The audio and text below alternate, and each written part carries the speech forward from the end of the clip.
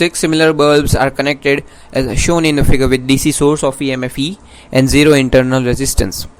The ratio of power consumption by the bulbs when all bulbs are glowing, and second case, in the situation when 2 from section A and 1 from section B are glowing will be. अब ये जो है ये बहुत ही बढ़िया question है. ये diagram दिया है क्वेश्चन में और दो अलग अलग केस दिए है, केस 1 और केस 2. केस 1 में क्या कह रहे हैं कि ऑल बल्ब्स आर ग्लोइंग, और केस 2 में क्या कह रहा है 2 from A and 1 from B is glowing, ऐसा दिया है. तो the ratio of power consumption in case 1 is to power consumption in case 2, ये पूछा है, रेशियो पूछा है दोनों के पावर कंजम्पशन का. सबसे पहले तो मैं ये लिख देता हूं, पावर का फॉर्मूला क्या होता है, I2R is equals to V2 by R is equals to VI. ये फॉर्मूला, 3 फॉर्मूला होते हैं पावर के, लेकिन हम कौन सा यूज करेंगे ना वो मैं बता देता हूं. देखो इधर ये जो वोल्ट है, EMF है वो सेम है दोनों केस में, मतलब बैटरी जो कनेक्ट की है वो सेम है. इसका मतलब ये V जो है V वो सेम है, मतलब ये यूज करेंगे. करंट सेम नहीं होगा क्योंकि रेजिस्टर का जो वैल्यू है वो बदलेगा. तो P is equals to V2 by R use करेंगे. V तो कांस्टेंट है, तो V कांस्टेंट है इसलिए हम लिख सकते हैं power is inversely proportional to R. ये केस में क्योंकि E क्या है, सेम है. इंपॉर्टेंट क्वेश्चन है, ध्यान दो. E दोनों में सेम है, P प्रोपोर्शनल टू R लिख दिया. तो P1 बाई P2 हो जाएगा R2 by R1, where R2 is equivalent resistance of case 2 and R1 is equivalent resistance of case 1. तो अभी मूल जो है एक उस पे आ जाता है बेसिक पे कि यहां पे all 6 bulbs are glowing. तो ये जो A के 3 बल्ब है और B के 3 बल्ब है, ये A के तीनों बल्ब ना पैरेलल में है.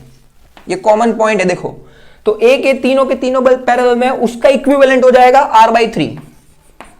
एन रेजिस्टर सेम होते हैं तो R/N हो जाता है, ये आपको पता है. तो ये हो जाएगा R/3.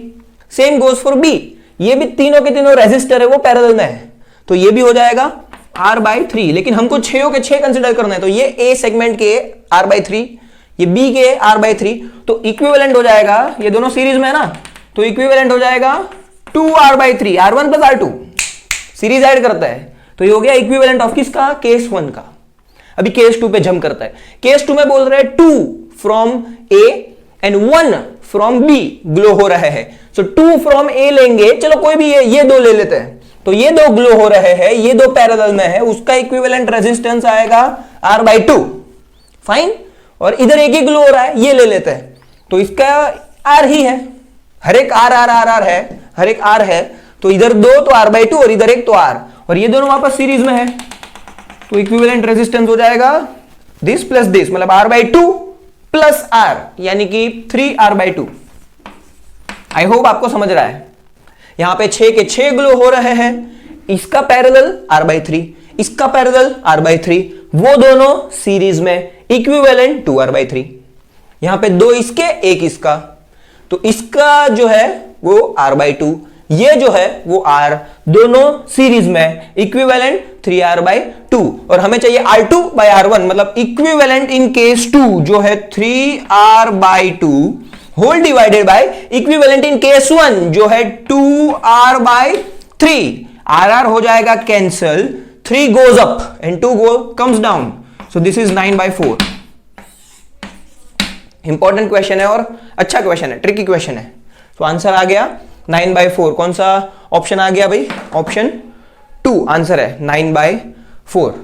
तो इधर ये समझना था इसमें से फॉर्मूला कौन सा अप्लाई करेंगे, ये एनालिसिस करना था और फिर जाके आंसर आएगा. तो एक अच्छा क्वेश्चन था, डिफिकल्ट क्वेश्चन कह सकता है, इंपॉर्टेंट क्वेश्चन कह सकता है, लेकिन सिंपल बन जाएगा एनालिसिस समझा तो, अदरवाइज डिफिकल्ट जाएगा लोगों के लिए. फाइन.